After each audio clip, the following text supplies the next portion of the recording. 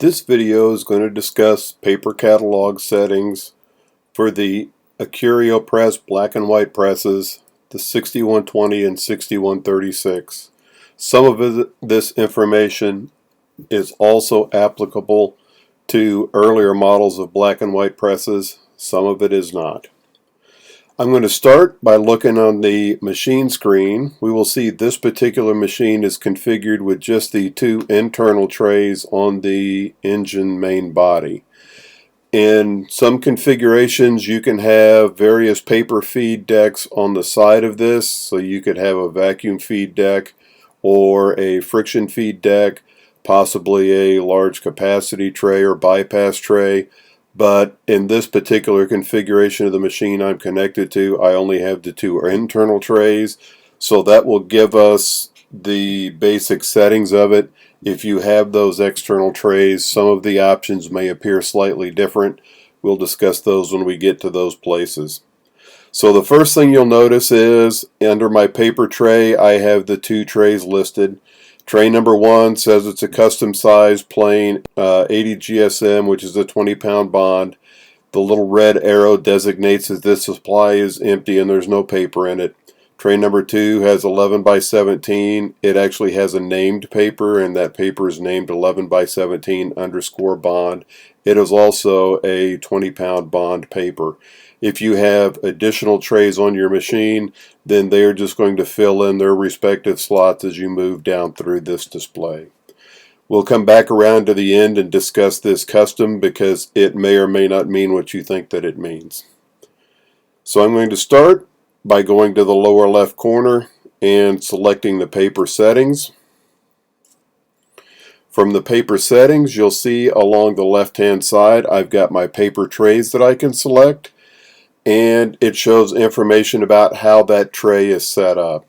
So in this case, paper profile name is blank. We haven't set this paper up by a paper catalog entry. We've just put the information on the paper into the appropriate slots here.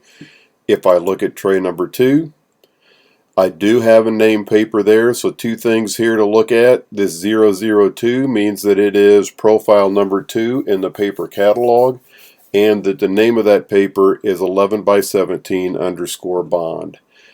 If I want to choose a different paper, I can do that by two means. I can use the recall button. When I press the recall button, it will show me different papers that have been programmed into the machine. We'll see here profile number 2, 11 by 17 underscore bond, and its appropriate settings. That is the paper that is currently in the tray. You'll see, for example, on profile number 3, this is still an 11 by 17 paper. It's just set for a 67-pound cover stock. We'll discuss some of those settings in a few minutes. You'll notice that many of these settings are grayed out and they're not available to select. Since the paper guides in that tray are set for 11 by 17, it knows that these papers cannot be in that tray because these are set for 8.5 by 11 or 12 by 18. So it does not give me an option to be able to select those papers. However, profile number 4, which is an 11.65 by 17 paper, is a custom size paper. It does allow me to select that paper because when I choose or set up a custom size paper, it no longer cares where the paper guides are in that tray. It trusts that I know what I'm doing and I'm going to do what I need to do, and that it no longer cares where the paper guides are. It takes my word for the fact that the guides are set to that position. As such, it let me choose that paper when I set up the paper catalog or when I choose from the paper catalog, just because it expects me to know what I'm doing. Returning back to the paper settings screen, we can now see that the second option for me to choose a paper is on this number recall. If I go to number recall, it will allow me to specify which number of paper profile I would like to put into that tray. If I say that I want the paper profile to be paper profile number 3, click OK. We can come back now and see that it is picked paper profile number 3, which is our 67-pound cover stock. If I move down to my change settings button at the bottom left, we'll see that I've got all the options available for me to configure a paper or change the settings if I need to set them differently for better performance for a different paper that's in that tray. First option is paper type. So we'll see here on the right hand side of the screen, when I've got the paper type selected on the left, it gives me the paper types I can choose on the right, and beneath the paper type buttons, it's got an explanation of what each of these is appropriate for, so you can pick the correct paper type for the paper that's in that tray. Profile name, we'll see here that it shows 11 by 17 67-pound cover. If we had looked at this on tray number 1, which is not specified by a paper profile name, that would be blank. On paper size, this is currently set to standard. If I click the paper size button, I've got an option for standard, I've got an option for custom, and I've got an option for tab. If I look at custom, this lets me specify in the cross feed direction and in the feed direction what the paper size is. So in this case, dimension number 1 is what is against the feed edge and will pull into the paper. So I'm saying in this case that this is an 11-inch paper by an 8.65-inch paper. If this were a common size of paper that I was going to use for multiple different kinds of paper, I could come from here, click my size registration button, and I could add that as a registered size. You'll see I've already got a couple that are set in here. I could say I'd like this to be on entry number 3, and when I add this, it will ask for the paper name. And I'll just put some random characters in here so that it has a paper name. Click the OK button, and as we come back, we'll see now that I've got pre-programmed size registration. GYH is 11-inch by 8.650 inches. One of the things to note when we're looking at custom paper sizes is you will see the decimal point and 3 digits after the decimal point. That is something that is used on the machine to designate that that is a custom size paper stock. In this case, I don't really need this to be programmed in here, so I will hit the delete button and it will ask if I want to delete that item. I'll accept that and that entry will go away. If I close and go back to my custom size settings screen, I can also have a size recall button. Size recall button lets me choose one of these other sizes in the tray and say that I want to reuse a paper size that already exists. This comes in handy if, for example, because of the parent size sheet you're cutting it from, or something to do with the way the job needs to be processed after it's printed, you want to have that as a custom size, and you may have several different stocks that use that size. You can store that in just so it makes it easier to set those papers up in the future. If I click OK from there, that returns back. You will now see my paper size is 11.500 by 17.000. Remember that 3 digits after the decimal point indicate that that is a custom size paper stock. If I return back into my paper size and now I choose tab paper, we will see that I get the option for A4 8.5 by 11 in both portrait and landscape orientations. And I've got a selection box here where I can tell it how many tabs are in a tab bank. This tab number setting is used by the machine to determine how many tabs are in a set, so that as you're printing those tabs out, it knows when it can kick those unused tabs out to the sub tray. So in this case, if I was using a 5 bank tab and my job was pulling 8 tabs, after it had pulled the 8 tabs that are necessary for the job, it would realize there were 2 tabs left in that 5 bank that weren't being used, and it would kick those out to the sub tray so it would be ready to start the next set. I'll return this back to standard size paper, and we'll hit the OK button and go back to my paper settings screen. If we look at the next option on the paper settings screen, that is the paper weight. The default on most machines is set so that it goes in grams per square meter. You can also see below that I've got buttons to choose my paper weights by paper type. So if, for example, I knew this was a cover stock but I wasn't sure what the GSM rating was, I can click cover and then I can pick by the cover weight. So in this case it's a 67-pound cover that I had selected, so it says 61 to 80-pound cover, so that would be the correct number. If I were to select index as the paper type and choose that as a 67-pound index, then I come back here, I see this shows in the right range for a 67-pound index. But when I return back to the main screen, it shows 59 to 74 pound, but it does not show the index paper.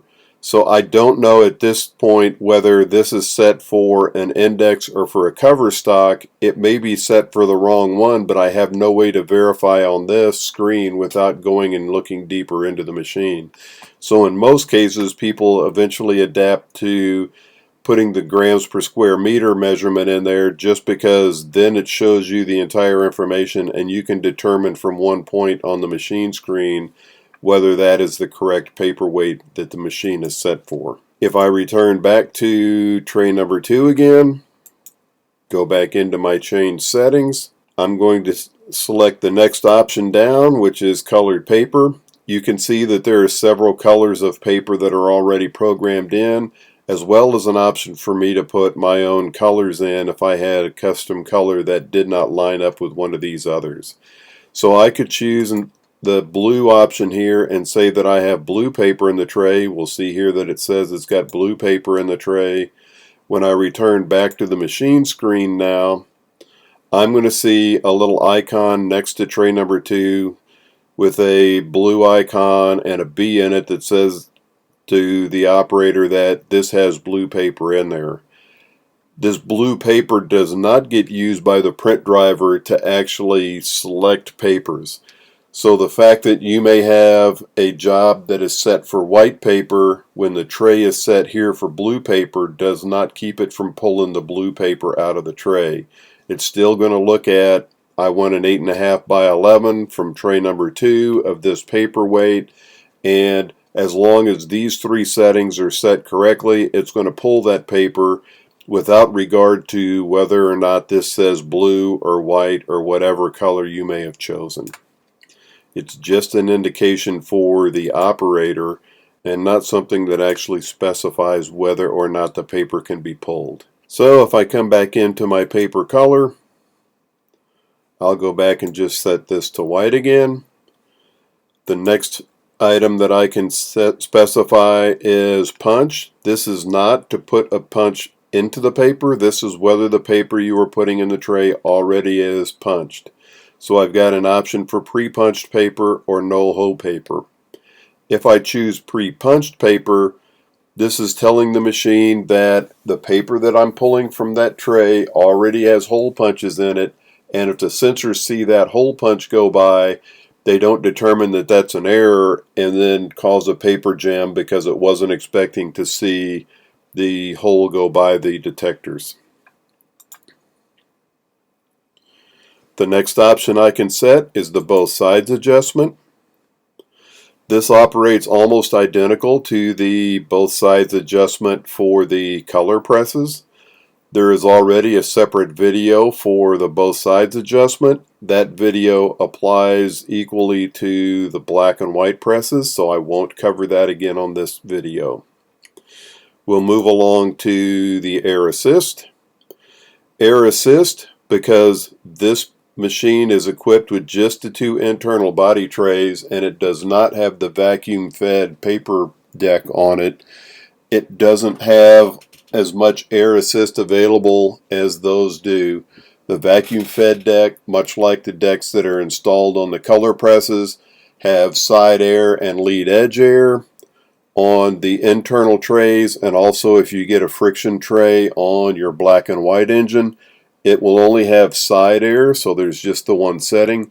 And in this case, my options are auto, on and off, and a little description here of how it's going to determine which one of those it will use if you've got it on auto. The expert adjust we're going to skip over for now. That's going to be a topic for a different video. Curl adjust.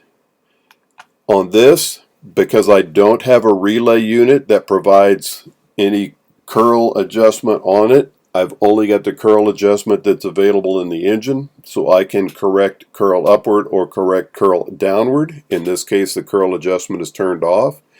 If you had a relay unit installed in your paper path that would allow other correction, for example the RU518, you will see a different set of selections here that will allow you to do a more fine control over how those papers are decurled. Once I get to this point and I've got all the settings set up for this, if this is something that I had changed so that I want to have this as a different paper that's available from the paper catalog, I can say register and OK.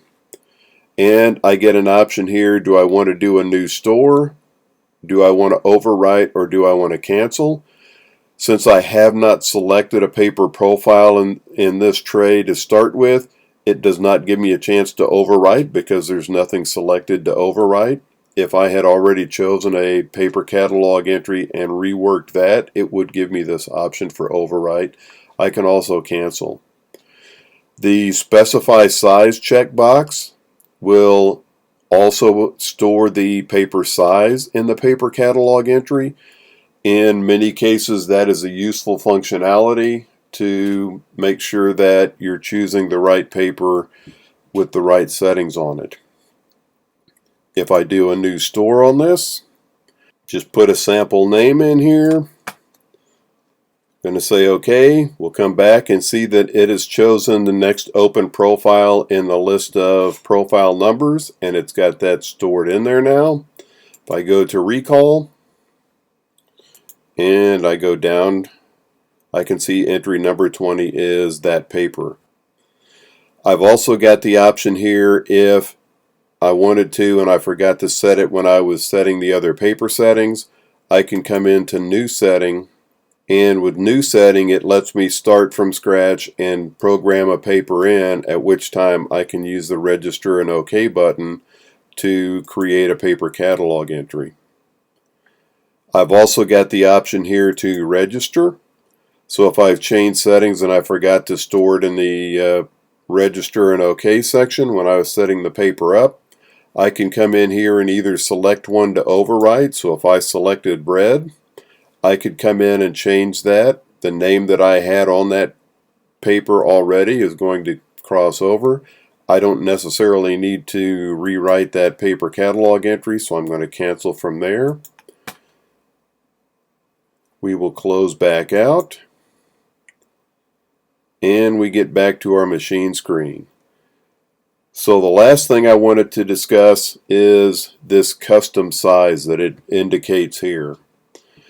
Part of what we discussed before is if you go in and program in a custom size, it will have a decimal point and 3 digits after the decimal point. That indicates what size the custom size paper is. In this case, the fact that it says custom indicates that the paper is still set for standard size, but the guides are not in a position that it recognizes that as one of the standard papers. So if I look at my paper settings and I look at that tray, we go to change settings, we can see that paper size is set to standard. When I open up paper size, it's still set to standard, but I have not put a size in there.